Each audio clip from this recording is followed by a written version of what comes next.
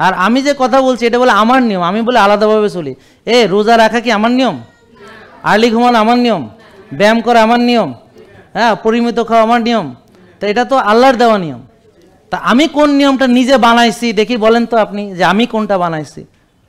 বা এমন ভাব করে বললেন যে আমি একটা নতুন কিছু বানাইছি যেটা পৃথিবীতে ছিল না, আসমান থেকে নামাইছি, তাই কি? তো সবারই চলতে হবে একটা নিয়ম মাফিক। আপনি নিয়ম মাফিক চলেন না, সেটা বোঝেন, বুঝা নিজের নিয়ম মানার চেষ্টা করেন, তাতে আপনার লাভ, নাকি বুঝেন নাই? আর আপনার আমার তরিকা মানতে হইলে আমার সম্পর্কে আগে পুরো জানতে হবে।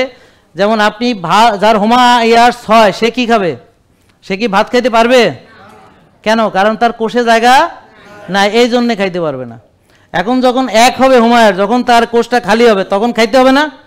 খাইতে হবে। তখন যদি না খায় কি হবে? মাথা ঘুরিয়া ঘুরিয়া পড়বে। তো এটা আমি শিখাইতেছি না প্রতিদিন? তাইলে আমাদের 4টা স্টেপ আছে। কয়টা স্টেপ? ধরেন আপনার ফ্যাট ডিপোজিশন থেকে আপনাকে ফ্যাট বার্নিং স্টেটে আনা হবে। ফ্যাট বার্নিং স্টেটে এসে আপনি ফাস্টিং স্টেট, মানে বেশি বেশি ফাস্টিং করতে হবে।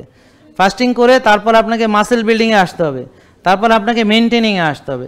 তাহলে ফ্যাট ডিপোজিশন থেকে ফ্যাট বার্নিংয়ে আসতে খাবার এক ধরনের হবে, ফাস্টিংয়ের সময় খাবার আর এক রকম হবে, আবার মাসেল বিল্ডিংয়ে আপনাকে প্রোটিন বাড়াইয়া খাইতে হবে, মেনটেনিংয়ের সময় আপনি মাঝে মাঝে কার্বস নিবেন না, কম বেশি করবেন, একটা ব্যালেন্সে চলতে হবে। তো তাহলে এই 4টা ধাপ আপনি জানতেন না? আপনারা জানেন তো? যারা জানে না তারা জানবে, জেনে মানবে।